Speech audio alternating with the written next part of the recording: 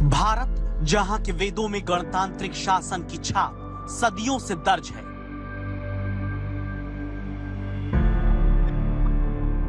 वैशाली की गण परिषद से लेकर आचार्य चाणक्य के अर्थशास्त्र तक,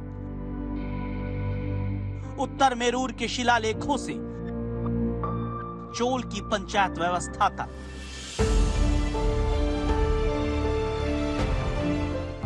गण, सभा, गणपति, समिति, लोकपाल जैसे शब्द भारत में हजारों वर्ष से अस्तित्व रखते हैं। समय बदला, स्वरूप बदला, लेकिन भारत में संस्कार और संस्कृति नहीं बदले।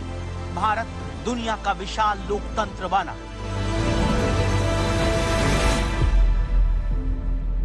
और लोकतंत्र का मंदिर बना भारत का संसद भवन। वो संसद भवन जो खुद अपने नए स्वरूप में प्राण पूजित होने जा रहा है। 21वीं सदी के 23वें साल में आज संसद भवन आपको अपना इतिहास, अपना वर्तमान और अपना भविष्य बताने जा रहा है, जिसकी कहानी शुरू होती है 96 वर्ष पहले। मैं संसद हूं। मैं इंडिया की गुलामी के कालखंड से दुनिया में नेतृत्व करते भारत के विश्वास की मैं संसद हूं। मैं पराधीनता के अंधकार से स्वाधीनता की अमृतकाल यात्रा तक की साक्षी हूं। मैं संसद हूं। मेरी सीढ़ियों पर चढ़कर अब तक हजारों जनता के चुने हुए प्रतिनिधि पहुंचे, लेकिन नतमस्तक होकर पहली बार मेरे द्वार से प्रवेश करने वाले प्रधानमंत्री नरेंद्र मोदी को मैंने देखा है मेरे ही नए स्वरूप के भीतर स्थापित करते हुए राजदंड की तरह, यानी सेंगोल को, और देखा है सेंगोल के आगे भी नतमस्तक होते हुए प्रधानमंत्री को।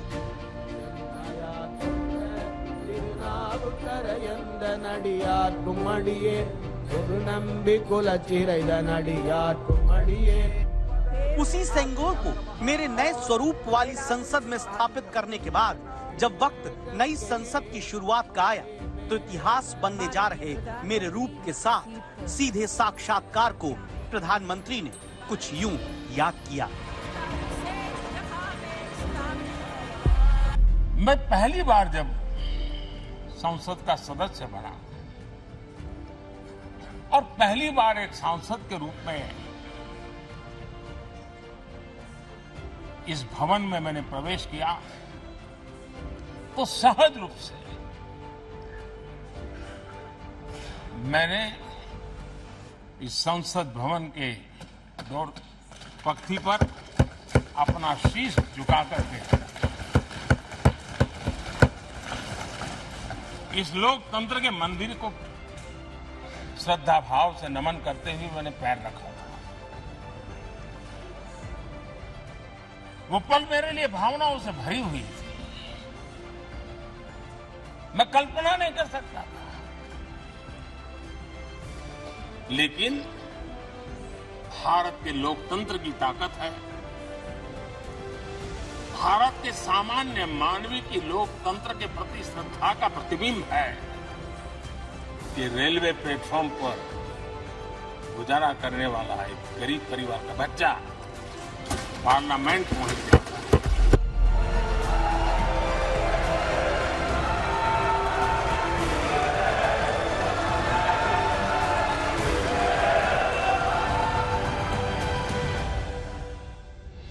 मैं इतिहास बनूं, उससे पहले मेरा इतिहास भी याद करिए। मेरी कहानी भारत की आजादी से भी पहले शुरू होती है। साल था 1911। दिल्ली दरबार के दौरान जब जॉर्ज पंचम ने कलकत्ता से दिल्ली को फिर राजधानी बनाया, उसी वक्त से मेरे स्वरूप की कल्पना आकार लेने लगी।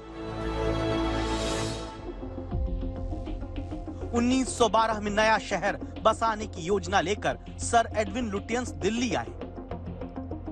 अभी जिस गोलाकार इमारत को आप देखते हैं, उसके डिजाइन को लेकर लुटियंस और मेरे डिजाइन के शिल्पकार हर्बर्ट बेकर के बीच मतभेद हो गए, लेकिन बेकर जीते और गोलाकार प्रारूप को मंजूरी मिली।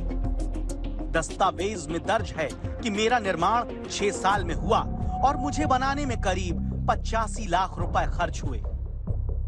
उस वक्त मेरा नाम काउंसिल हाउस हुआ। मुझे याद है वो 18 जनवरी 1927 का दिन, जब लॉर्ड इरविन अपनी शाही बग्घी में सवार होकर विजय चौक पहुंचे। मेरी जिस गोलाकार इमारत को आप देखते हैं, उसे सर हर्बर्ट बेकर ने डिजाइन किया और उन्होंने ही उस दिन एक भव्य कार्यक्रम में लॉर्ड इरविन को सोने की चाबी सौंपी।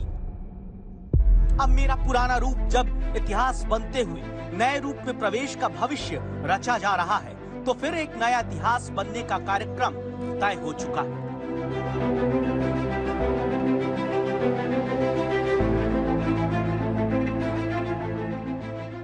मुझे पता चला है कि जिस संविधान के सामने प्रधानमंत्री ने अपने आप को समर्पित कर दिया, उसी संविधान को सशरीर सम्मान लेकर नरेंद्र मोदी अब मेरे नए भवन में पहुंच रहे हैं, जहां पहुंचने से पहले मुझसे विदा लेने के पल की भावुकता से जुड़ी बात कही गई। ये सदन से विदाई लेना एक बहुत ही भावुक पल है। परिवार भी अगर पुराना घर छोड़कर के नए घर जाता है तो बहुत सारी यादें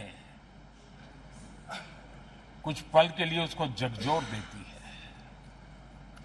और हम जब ये सदन को छोड़ के जा रहे हैं तो हमारा मन मस्तिष्क भी उन भावनाओं से भरा हुआ है, अनेक यादों से भरा हुआ है। खट्टे मीठे अनुभव भी रहे हैं, नोकझोंक भी रही है, कभी संघर्ष का माहौल भी रहा है और कभी इसी सदन में उत्सव और उमंग का माहौल भी रहा है। ये सारी स्मृतियां हमारे साथ हम सबकी साझी स्मृतियां हैं, ये हम सबकी साझी विरासत है और इसलिए इसका गौरव भी हम सबका साझा है। विरासत को सहेजे हुए, देश के गौरव को समेटे हुए मैं देश की संसद हूं। वो तारीख मैं कैसे भूल सकती हूं। 8 अप्रैल 1929 भगत सिंह बटुकेश्वर दत्त असेंबली भवन पहुंचे। वायसराय ने जैसे ही बिल पेश किया, पहला बम भगत सिंह ने फेंका, दूसरा बटुकेश्वर दत्त ने।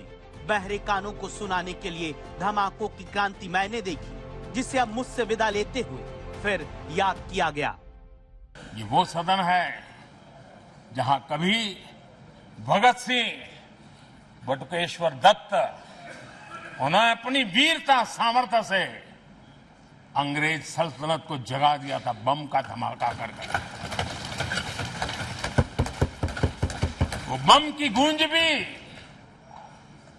जो देश का भला चाहते हैं उनको कभी सोने नहीं देती।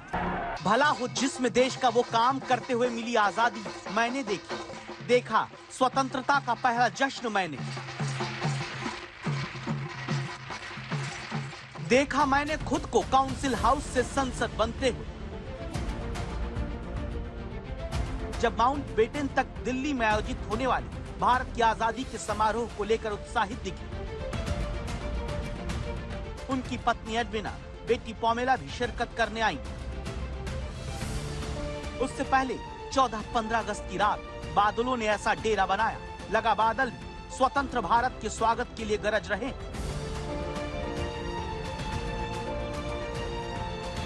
सुबह हुई, दिल्ली के आसमान पर भारत की स्वतंत्रता का इंद्रधनुष खिलता देखा।